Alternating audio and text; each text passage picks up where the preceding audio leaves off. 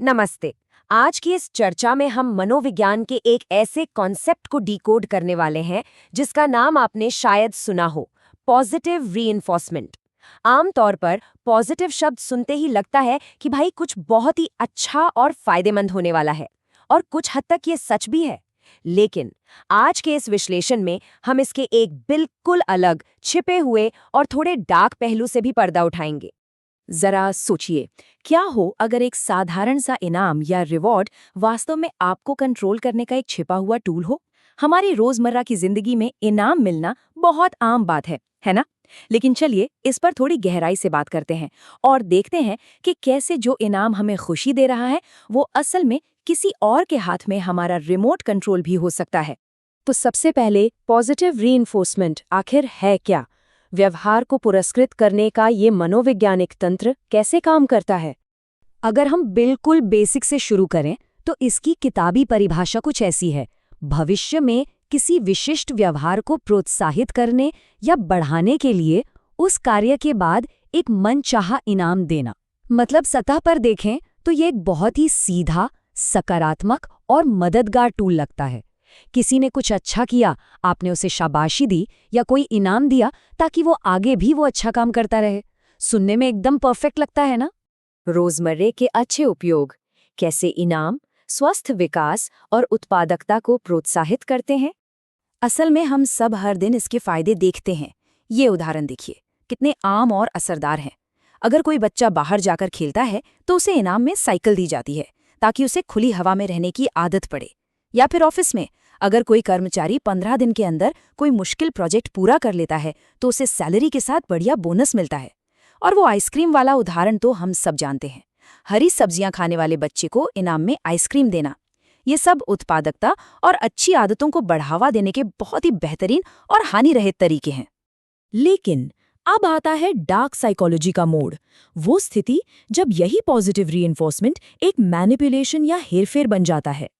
अब यहाँ जो बात वाकई दिलचस्प है वो ये कि आखिर एक इनाम, एक मासूम सा रिवॉर्ड अचानक से एक हथियार कब बन जाता है।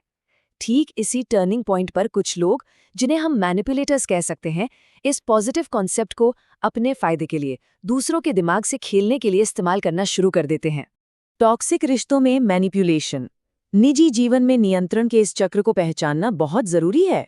डार्क साइकोलॉजी सबसे पहले हमारे सबसे करीबी रिश्तों में सेंध लगाती है। कल्पना कीजिए, एक पार्टनर अचानक से बहुत ज्यादा शारीरिक या मौखिक दुर्व्यवहार करता है, लेकिन उसके तुरंत बाद अचानक से सरप्राइज गिफ्ट्स आने लगते हैं, किसी बहुत महंगे रेस्टोरेंट में डिनर का वादा किया जाता है, या फिर अचानक से बहुत सारा एक्स्ट्रा प्यार दिखाया जाता है। ये कोई प्यार नहीं है, ये बस उस बुरे बर्ताव पर पर्दा डालने और आपकी चुप्पी खरीदने के लिए दिया गया एक साइकोलॉजिकल इनाम है। और ये सब अचानक नहीं होता, इसके पीछे पूरे 3 स्टेप्स होते हैं। स्टेप 1 आइसोलेशन, यानी माइंड गेम और झूठ के जरिए इंसान को अपनों से काटना। स्टेप 2 अब्यूज, पार्टनर का अपमान करना और उसका आत्मसम्मान पूरी तरह से तोड़ देना। और फिर आता है स्टेप 3 जो सबसे कंफ्यूजिंग है, पॉजिटिव रीइंफोर्समेंट, अचानक से वही एक्स्ट्रा प्यार दिखाना ताकि सामने वाला पूरी तरह से भ्रमित हो जाए कि आखिर सच क्या है। स्नेह का भ्रम, यह मानना कि सच्चा प्यार दुर्लभ है, व्यक्तियों को अपमान को सही ठहराने पर मजबूर करता है। ये बहुत ही दुखद है लेकिन सच है। ये रणनीति इतनी शातिर होती है कि पीड़ित खुद ही उस बुरे व्यवहार को सही ठहराने लगता है। रुक रुक कर मिलने वाला वो एक्स्ट्रा प्यार उन्हें ये भ्रम देता है कि उनकी कदर हो रही है, और वो इस दुर्व्यवहार को चुपचाप सहते चले जाते हैं। कार्यस्थल और राजनीतिक रणनीतियाँ, कैसे इस व्यवहारिक रीइंफोर्समेंट का बड़े पैमाने पर इस्तेमाल होता है। अब अगर आपको लगता है कि ये सिर्फ निजी रिश्तों तक सीमित है, तो ऐसा बिल्कुल नहीं है। इसे बड़े पैमाने पर भी देखिए। एक तरफ एक भ्रष्ट बॉस है जो कंपनी के संसाधनों का गलत इस्तेमाल करते हुए पकड़ा जाता है, और अचानक से शिकायत करने वाले को एक अप्रत्याशित प्रमोशन थमा देता है।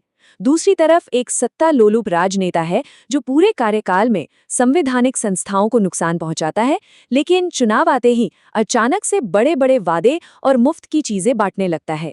दोनों ही मामलों में तरीका एक ही है, गलत काम करो और फिर एक बड़ा इनाम देकर आलोचनाओं को हमेशा के लिए दबा दो। तो इस जाल को पहचाना कैसे जाए, मैनिपुलेटिव इनामों से खुद को कैसे सुरक्षित रखें? और ये स्लाइड बहुत ही शानदार तरीके से हमें बताती है कि असली फर्क कहाँ है। पक्ष ए यानी स्वस्थ रीइंफोर्समेंट का इरादा बिल्कुल साफ है, विकास, उत्पादकता और भलाई को बढ़ावा देना। जबकि पक्ष बी यानी डार्क रीइंफोर्समेंट का इरादा पूरी तरह से अलग है। यहाँ सिर्फ चुप्पी खरीदी जा रही है, आपके व्यवहार को कंट्रोल किया जा रहा है और आपकी मजबूरी का फायदा उठाया जा रहा है। इंटेंट यानी नीयत ही वो चीज़ है जो सारा खेल बदल देती है।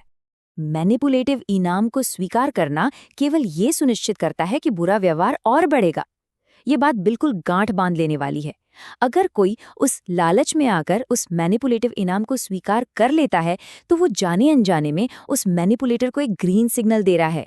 उन्हें ये समझ आ जाता है कि वो कुछ भी गलत कर सकते हैं, क्योंकि अंत में बस एक छोटा सा इनाम देकर वो किसी का भी मुंह बंद कर सकते हैं।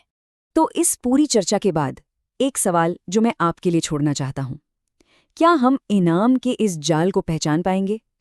अगली बार जब अचानक से कोई ऐसा अप्रत्याशित इनाम, कोई प्रमोशन या बेवजह का एक्स्ट्रा प्यार आपके सामने आए, तो क्या आप उसके पीछे छिपे असली मकसद को देख पाएंगे? इस पर जरूर विचार कीजिएगा। रोजमर्रा की जिंदगी में इन छोटी छोटी बातों पर गौर करना हमारे नजरिए को पूरी तरह से बदल सकता है।